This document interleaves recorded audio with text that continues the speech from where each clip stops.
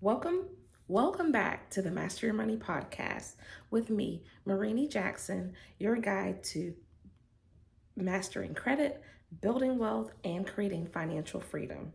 Let's dive into today's episode. So, today we are going to talk about a very exciting topic, the psychology of money. And I don't have the book in front of me, but there is a phenomenal book that my pastor recommended that I read a few years ago, and I bought the book, I read the book, and it was phenomenal. That book is called The Psychology of Money by Morgan Housel, and that last name is Housel. The Psychology of Money by Morgan Housel. Now, that book is powerful because it talks about our money mindset and how it shapes our financial reality. But before I jump in, I'm not going to give a synopsis of the book. I do want to say read the book, but I do want to emphasize and bring home the fact that our money mindset started when we were children, whether we knew it or did not know. Our families, the homes we were raised in, had an impact on the way we think about money. Now, I'll share a bit about me. In my household growing up, I grew up in a it started out as a two-parent household. My mother and father, they were married for, I believe, a decade or so, but they got divorced when I was 4. So I remember my mother and father being together, and then I just remember them not being together. I was very young when this happened, and of course, my mother did not explain what divorce was to a 4-year-old, but I did know that there were a lot of struggles. I didn't understand it when I was a child, and it wasn't until I got to middle school that I began to ask myself, why isn't my father here? Why do all of my classmates have their mother and their father, but I don't have my mother and father living together? My mother, she would work 2, sometimes 3 jobs to support and care for my 2 sisters and I. My dad did send, or he, my mother did receive child support, but with 3 growing girls, that often was not enough in addition to her paycheck to cover expenses. So she relied on government assistance at a time. And then also, my mother, she sewed, she bakes cakes, she cooks well. So my mother used the things that were in her hand to bring additional income into the household. Also, my mother really didn't talk a lot about money, but what I observed is that I equated money with essentially a lot of hard work. I didn't really understand why some people we knew had more. They were able to afford name brand clothing, whereas, as I mentioned, my mother was a seamstress, so she would make a lot of our clothing. I loved going to the stores like Hancock and, oh goodness, I can't remember the other store, but there were stores in my city that sold fabric, sold patterns, sold the the thread, the buttons, and my mother never angry, or she didn't appear to be angry, but she, again, as I said, used what was in her hand and made it work for our family. And I enjoyed just being creative and seeing the patterns and how you can start with a pattern and then picking out. My mother would let us pick out the fabric that we wanted our clothes made out of, and then we'd watch her. And I love pinning the patterns to the actual material. And then as we got older, she let us cut out items. And also, my mother taught my sisters and I to sew. So I thought that it was pretty cool to have clothing made. And now I have seen people online, and we've actually met people who are looking to learn how to make clothing and not necessarily have to buy clothing. with that mindset, and my mother not really, openly sharing with us, how she felt about, working a lot to support her children, it it did have an effect on me.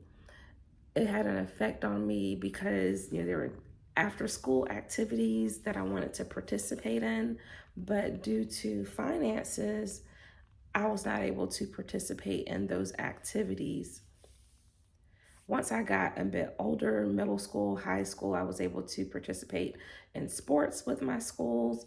But as far as how things are today, where students may be on a traveling team or have to pay for things such as cheerleading, and they're on a competing team and they're traveling different places and purchasing not only the, I guess, admission fee or whatever fees associated with training with a particular team, but also buying all of the costumes, uniforms, cleats, sporting equipment, plus traveling to the locations.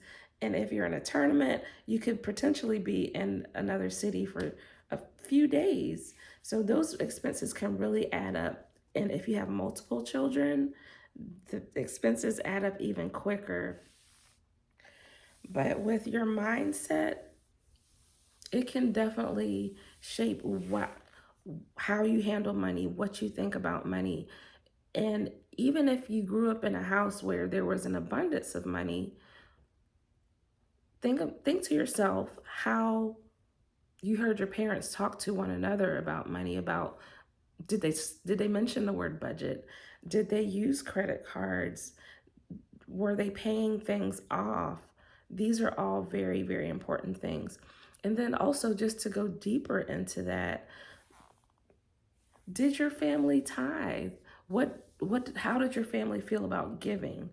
When your parents got paid, whether it's through a job, whether it's through business ventures, things of that nature, what was the first thing they did? Did they write checks at that? When I grew up, people wrote checks, but are they writing checks and sending checks in? Are they going online? Were bill collectors calling your parents' house? Were you the person answering the phone and telling the bill collector that your parents weren't there? Or did you see them not open mail, and you would see the name of the mortgage company, the power company, the water company, things of that nature? It really can shape how you approach money. If your parents ever had tough times, how did they handle those tough times with their finances? Did they contact whatever companies, their mortgage company, the rent company? Were the payments on time, or were the payments late?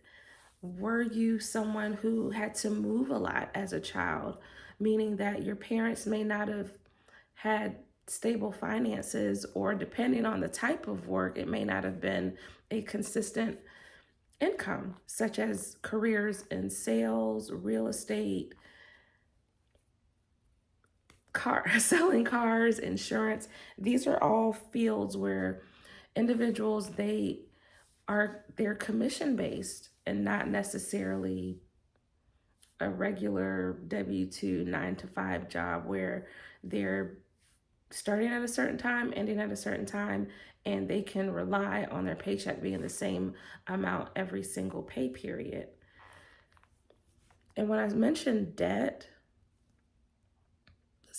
such as a car or home, were your family people who leased vehicles? Did they, or basically you're renting when you're leasing, did they lease vehicles? Did they purchase new vehicles? And what was that process like for them when they purchased that vehicle? Did they have to, were they able to pay cash, or were they able to put it on a credit card? Or perhaps was your family member someone who may have had to seek financing either at a bank or directly through that car company? Was that process easy? Meaning that they were able to go in, pick a car that met their specifications, sign paperwork, and drive away? Or was their experience one where they had to sit and basically try to negotiate, and the bank or the car dealership having to run their credit and search, essentially searching for financing for that car or that particular automobile? These are all things that can impact your mindset, your psychology about finances.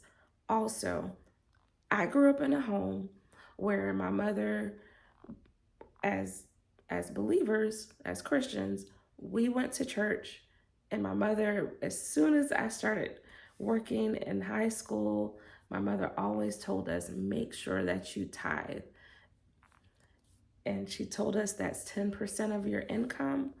That 10% goes to, you give it to your local church. That was always something that was ingrained in me, that was very easy for me to do. I didn't question it. I didn't come up with reasons and thinking that the pastor needed to pay for everything in the church. That was something, it was a no-brainer for me because I heard my mother and I watched my mother tithe. And then also in my church, I also experienced and listened to my pastor talk about the value and importance of honoring God and tithing. For some people, that may not be their mindset. Also, with your money mindset, what is money for? What do you use money for? Is it to get your wants, your dreams, your desires? What is your goal when you're working? Are you looking for the highest paying job so you can get the most money, although you may not be happy? Is it a job where you're burned out and you're stressed, but you're making tons of money, you're providing, you're getting expensive things for yourself, your family, expensive vacations? Or is your psychology more so someone who may be service oriented or mission driven, where you're passionate about a cause or belief, and even if the pay is lower, you feel more satisfied because you're taking a job or you're in a career where you feel you're making a lot of impact. So these are some things to definitely think about when you are thinking about money and your mindset toward your money.